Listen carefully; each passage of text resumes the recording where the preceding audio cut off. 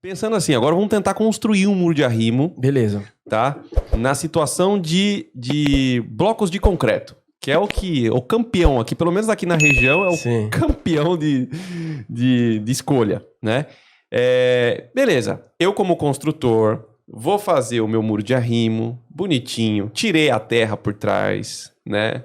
Vamos começar por partes aqui pro pessoal entender. Então você vai lá, vai fazer a fundação, vai impermeabilizar essa fundação. Baldrame, exatamente. Por favor. Fala que não vai. Já tivemos essa aula, esse podcast, né?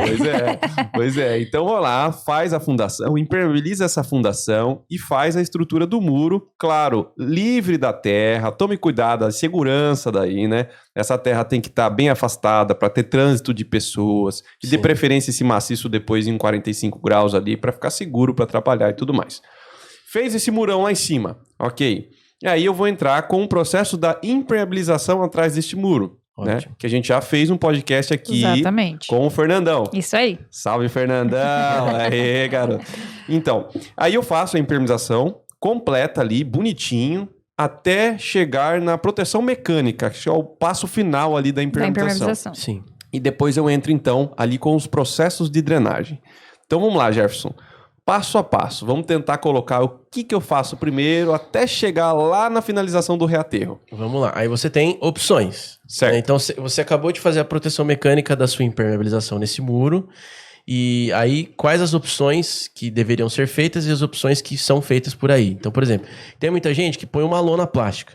Eu já vi isso. O cara coloca uma lona plástica e encosta o aterro ali. E esse aterro tem umas especificações que a gente vai falar daqui a pouco. Tá, mas essa lona o pessoal usa como impermeabilização, né? Já vi também. Já ouvi falar que é drenagem também. Nossa, a drenagem então, aí... Eu não sabia que ela tinha essas duas utilidades. É, uma lona mágica. Bom saber isso aí, né? Impermeabilização já fala, caramba, agora drenagem, né? Caramba, essa lona deve ser bem cara, né? Deve ser, nossa... Não. Desempenho altíssimo. É um saco plástico. Esse saco não vai drenar.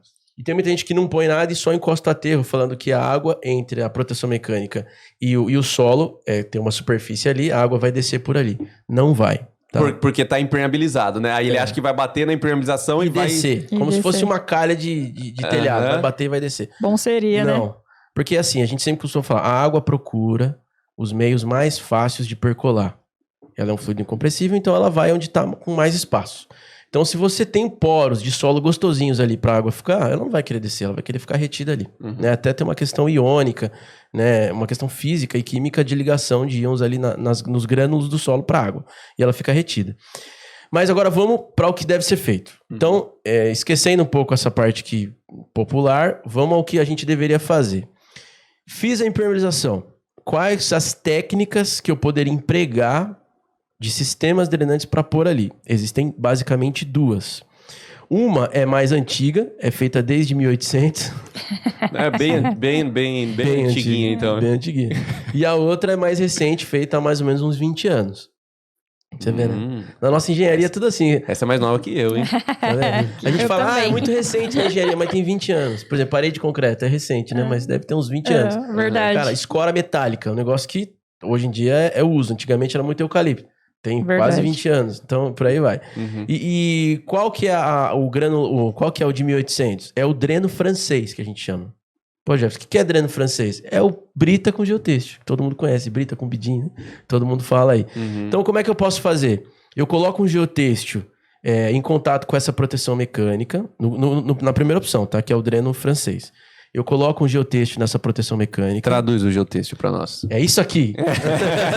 Nome comercial, pode facilitar. Aqui, ó. É o popular, a marca popularizou aí, ó. Aqui, pessoal, ó, é um bidim. Tá. Um geotêxtil. Legal. Então, assim, você coloca um geotêxtil. Esse geotêxtil, se a superfície está regular da proteção mecânica, não precisa ser um geotêxtil tão grosso.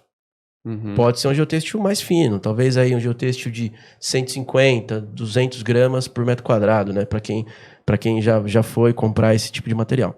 Então você coloca um geotêxtil, ele estende isso e vem com esse geotêxtil passando um pouquinho para baixo, da onde seria um tubo, que a gente vai ter que colocar.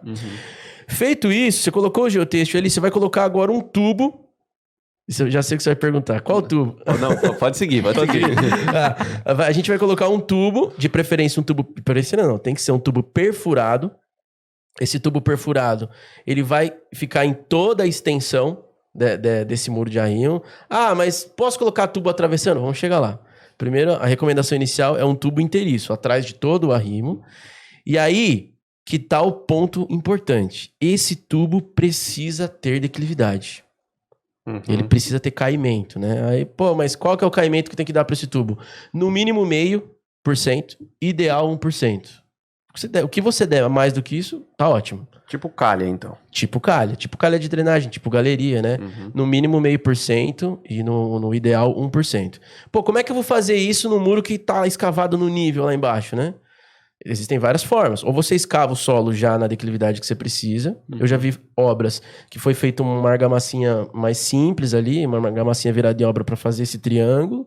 Ou eu já vi fazer com pedra mesmo. Então você pode colocar um pouquinho de pedra para fazer essa queda gradiente aí, e você coloca esse tubo inclinado. Aí eu dei declividade pro meu tubo. Aí existe uma preocupação com relação a... Vou usar o termo colmatação. O que é colmatação? É igual entupimento, né? Então, assim, esse tubo... Muita gente fala, não, o tubo é perfuradinho, mete solo lá que a água vai entrar. Sim, vai entrar no primeiro momento, mas esse tubo vai entupir.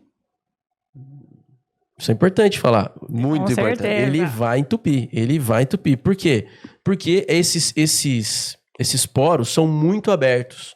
Logo, a água está passando no solo, ela carrega finos de solo também. E aí esses finos de solo, não pensa que a água que cai dentro desse tubo é limpinha, cristalina, igual a da torneira. Não, é uma água suja, ela vem carregando material. Esse material vai passando e algumas dessas partículas vão prendendo nas ranhuras do tubo e aí entope. E aí o tubo para de funcionar. Pô, então o que a indústria me ajudou a fazer para evitar que haja colmatação? Esse cara aqui, né, que é usado aí... Esse no Brasil é usado há mais de 50 anos. Mais de 40, 50 anos. Inclusive a Bidin foi a primeira indústria que trouxe para o Brasil. Hoje tem vários fabricantes. Então, assim, uso geotêxtil. E se você for comprar numa loja técnica e tudo mais, ou com algum profissional, procure um profissional que procure te indicar um geotêxtil mais próximo. Mas, via de regra, para filtração e drenagem, nós estamos falando de geotêxteis de 100, 130, 150, no máximo 200 gramas por metro quadrado. Passou disso, já é um cobertor. Já não passa mais água. A chance de entupir é grande. Entendi.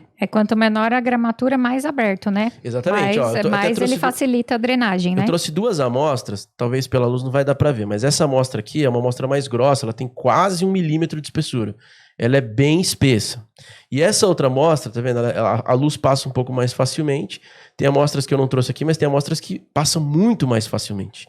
Então você vê que existe uma diferença de peso muito grande entre as duas. A pequena é de quanto? A pequena acho que é de 130 e essa daqui acho que é de 250. Eu que tô aqui perto de você, eu consigo ver nitidamente a diferença. A diferença, né? Diferencinha. Então, assim, procure usar no máximo 200 gramas, que é o que a gente indica para uso dessas mantas.